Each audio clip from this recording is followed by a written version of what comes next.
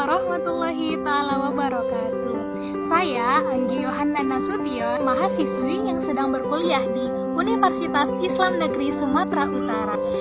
Kali ini saya ingin mengajak teman semua untuk berdiskusi mengenai organ yang berfungsi sebagai pertahanan eksternal pertama bagi tubuh.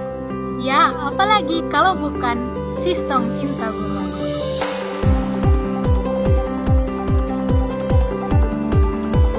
Kita akan membahasnya secara bertahap, mulai dari definisi, struktur kulit, derivat kulit, dan fungsi kulit.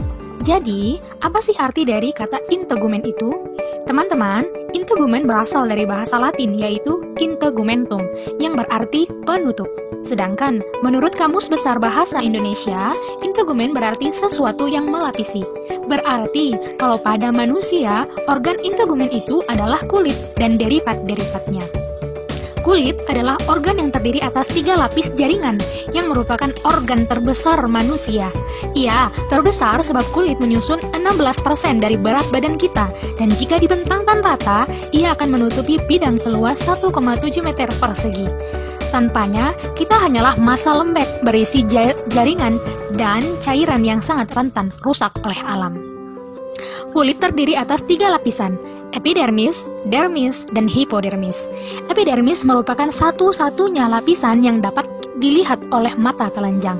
Epidermis merupakan tumpukan epitel squamosa yang tersusun atas 5 lapisan sel keratinosit, yaitu stratum corneum, stratum lucidium, stratum granulosum, stratum spinosum, dan stratum basal. Kita mulai dari lapisan yang paling bawah dulu ya, yaitu kelima, stratum basal atau dinamakan juga lapisan tunas. Ialah lapisan epidermis yang paling bawah yang berbentuk kubus serta berbaris seperti pagar. Disebut juga dengan lapisan tunas sebab lapisan ini terus aktif mengadakan pembelahan atau mitosis ke arah atas untuk memperbaharui seluruh lapisan epidermis. Yang keempat, stratum spinosum. Ialah lapisan yang paling tebal dengan selnya berbentuk poligonal, yaitu bentuknya berbeda-beda. Hal ini dikarenakan adanya proses mitosis. Yang ketiga, stratum granulosum, atau disebut juga dengan lapisan keratohialin, sebab terdapat butir-butir kasar yang terdiri atas keratohialin. Lapisan ini tampak jelas pada telapak tangan dan telapak kaki. Yang kedua, stratum lucidium, yaitu lapisan yang berbentuk gepeng. Kenapa bentuknya gepeng ya?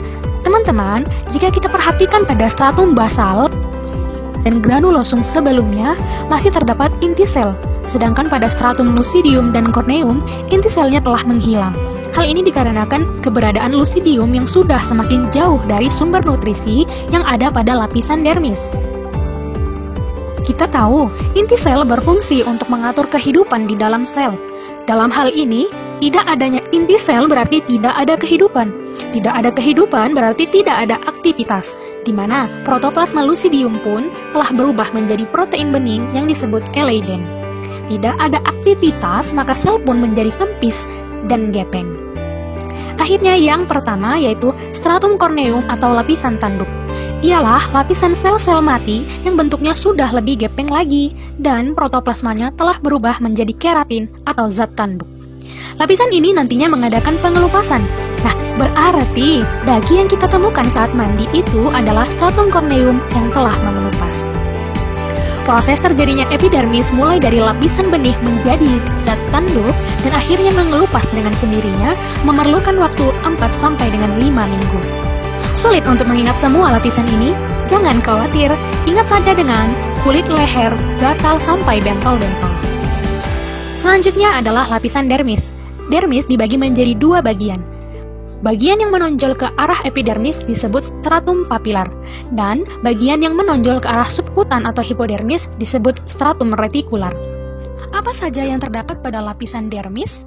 Mereka adalah yang pertama matriks, berupa kolagen, elastin, dan retikulin yang tersusun atas asam hyaluronat dan kondroitin sulfat. Bahan utama inilah yang menyebabkan kulit dapat menahan tekanan dan benturan. Yang kedua, serabut saraf, berfungsi sebagai penerima impuls. Dan yang ketiga, pembuluh darah, sebagai penyuplai nutrisi. Maka, ketika kita terluka dan berdarah, itu berarti lukanya telah menembus dan sampai pada lapisan dermis. Seluruh bahan ini terletak di antara kedua stratum tadi. Dan Yang ketiga, lapisan hipodermis. Ialah tempat di mana lemak tubuh dan energi ditimbun. Pembahasan ketiga ialah derivat atau pelengkap kulit. Pelengkap kulit kita adalah rambut, yang terdapat di seluruh tubuh kecuali telapak tangan dan telapak kaki. Rambut dapat berfungsi untuk menjaga suhu tubuh. Bagaimana caranya? Saat kamu kedinginan, otot-otot kecil bernama arrektor pili menyebabkan rambut di seluruh tubuh menjadi tegap. Fenomena ini dikenal dengan merinding, bertujuan untuk menangkap panas tubuh yang dekat dengan kulitmu. Lalu kelenjar sebase, yang mampu menghasilkan minyak untuk melembabkan kulit. Kelenjar keringat, yang mampu menghasilkan keringat sebagai respon otak untuk mendinginkan tubuh. Dan pembahasan kita yang terakhir adalah fungsi kulit. Kulit memiliki 3 fungsi penting, yaitu protecting. Kulit berfungsi untuk melindungi tubuh dari gesekan, panas, zat kimia berbahaya, maupun invasi oleh mikroorganisme yang berbahaya bagi tubuh seperti kuman dan sebagainya. Regulatori dilakukan dengan cara saraf mendeteksi apakah suhu kulitmu panas atau dingin dan memberitahukan ini ke otak. Jika panas, otak akan merespon dengan memerintahkan pembuluh darah untuk melebar sehingga panas dapat dilepaskan dari darah ke kulit. Sebaliknya, jika suhu tubuh dingin, pembuluh darah akan menyempit sehingga tidak ada panas yang dikeluarkan dan tubuh tetap dalam keadaan hangat. Sensing berkaitan dengan fungsi kulit sebagai indera peraba. Baiklah, itu tadi diskusi kita mengenai definisi, struktur, derivat, dan fungsi kulit. Semoga bermanfaat dan menambah ilmu. Dan sampai jumpa di video selanjutnya. Wassalamualaikum. Bye-bye.